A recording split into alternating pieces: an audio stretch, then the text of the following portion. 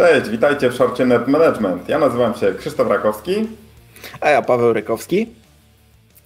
Słuchaj Paweł, czy masz takie sytuacje czasami, kiedy sobie myślisz, co za debile, po prostu co za idioci. I tak sobie czasami myślimy o naszych ludziach, o naszych współpracownikach, o naszych szefach. Zdarza ci się tak? Oj, to żeby to było jakąś rzadkością.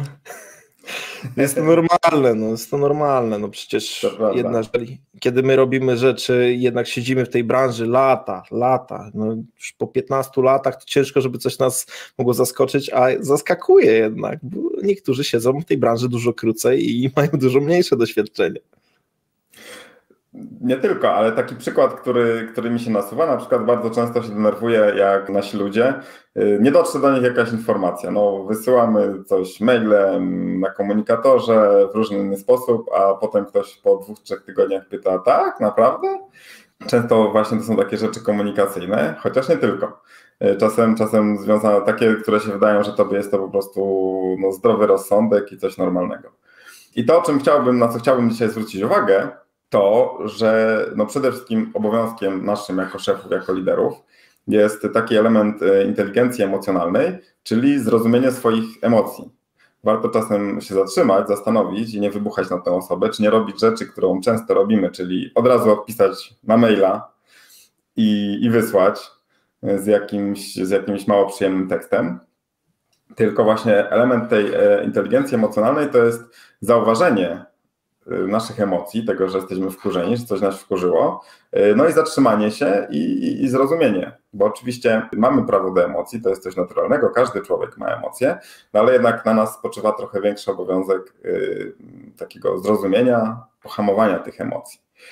Poza tym kolejna rzecz jest taka, że często to my jesteśmy winni, bo na nas spoczywa obowiązek, żeby coś dobrze zakomunikować, dobrze zorganizować pracę ludzi. Więc jeżeli pracują z tobą ludzie, którym mówisz, co mają robić, a się okazuje potem, że oni robią to tak, jak im kazałeś, tylko że efekt jest nie taki, jakbyś chciał, to ciężko ich o to winić. Więc czasem to jest twoja wina jako menedżera. Masz, Paweł, takie sytuacje? Ja bym nawet powiedział inaczej, to jest zawsze twoja wina. Wracamy tutaj do odcinka z odpowiedzialnością i właśnie tego, że to są moje sukcesy, moje porażki.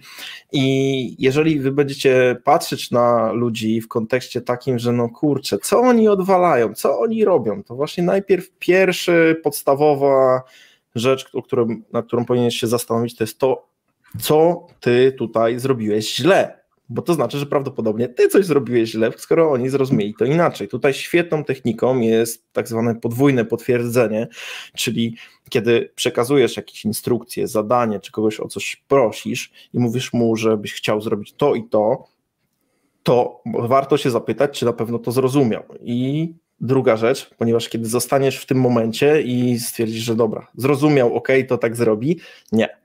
Jeszcze trzeba potwierdzić, niech teraz ci powie z drugiej strony, jak on to zrozumiał i co on zrobi. Dopiero wtedy, kiedy swoimi słowami powie ci, że zrobi to, tak i tak, to wtedy możesz go jeszcze albo naprostować, albo wszystko się będzie zgadzać. I wtedy nie ma się co tutaj denerwować, nie ma co się wkurzać i wszystko jest jasne. Z drugiej strony jeszcze taka jedna rzecz, którą bym dodał, to też cofnijcie się do odcinka o porannej rutynie i tym podejściu mindfulness, gdzie właśnie mówiliśmy sporo o tym, żeby warto się właśnie zatrzymać i to jest super narzędzie, właśnie taka praktyka mindfulness do tego, żeby właśnie się uspokoić, nie być takim narwańcem i tutaj cisnąć od razu, po prostu co za głąby, barany i w ogóle jak można z takimi ludźmi pracować. Wiadomo, że to i tak siedzi gdzieś tam w naszej głowie, bo nikt nie zrobi wszystkiego tak dobrze przecież jak ty, prawda? Tak, to jest typowe. Zresztą to jest typowy problem nowych szefów, że uważają, że oni zrobią to najlepiej i sami powinni wszystko zrobić. I czasem się zdarza, że ludzie się pną wysoko w karierze, jakieś po tych szczeblach, ale i tak czasem, jeżeli pod sobą mają jakieś zespoły, kilka zespołów nawet, to się okazuje, że dużo spraw przez nich przechodzi i oni są tymi jedynymi, którzy wiedzą. I potem co? Okazuje się, że się rozchorują, wyjadą, czy odejdą z firmy i jest problem, bo po pierwsze wszystkie kanały komunikacji są zerwane, i też duży zasób wiedzy znika. Podoba mi się to, od czego zacząłeś, zastanawiać się nad tymi właśnie problemami, które tutaj się pojawiają i tym braku zrozumienia, zacząłeś zadawać pytania. I to jest moim zdaniem pierwsza technika, którą trzeba zastosować. Jeżeli sobie myślisz, co za debile, jeżeli cię coś wkurzy, zobaczysz, że ktoś coś źle robi, to się zastanowić, dlaczego tak się dzieje. Tutaj oczywiście można zastosować technikę 5 why, czyli właśnie zadawania tych pytań, dlaczego ktoś postąpił w konkretny sposób, dlaczego tak postąpił. No, bo była jakaś określona sytuacja, z czego ta sytuacja wyniknęła i tak dalej, i tak dalej. I dochodzimy do tej właśnie takiej, do tego rdzenia, do tej głównej przyczyny. I warto się zastanowić też, co ty możesz zrobić lepiej. Jak w moim przypadku z komunikacją, pytam ludzi, jak dla ciebie będzie lepiej.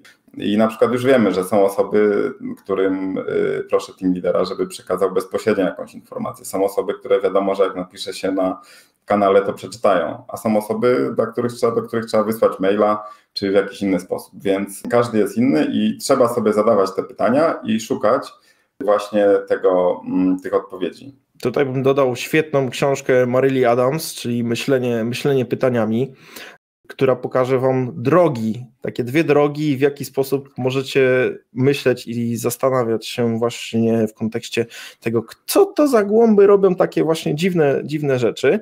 I są zawsze 2 drogi. Albo jest droga pozytywna, gdzie szukacie rozwiązań i właśnie polepszasz swój warsztat lidera, aby więcej robić rzeczy lepiej, skuteczniej i przekazywać, delegować te rzeczy, które trzeba odpowiednio.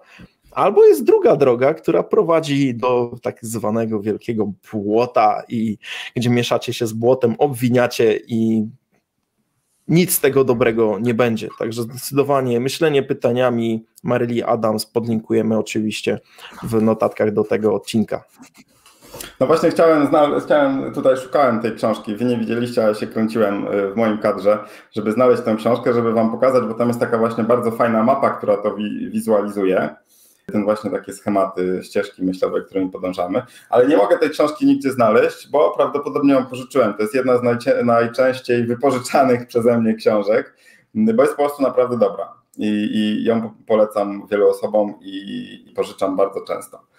Więc myślenie pytaniami, świetna książka, zresztą Paweł mi ją kiedyś dawno temu polecił i już chyba kupiłem 2 czy 3 egzemplarze na różne prezenty, więc naprawdę jest dobra, damy wineczka i polecamy, żeby się zapoznać.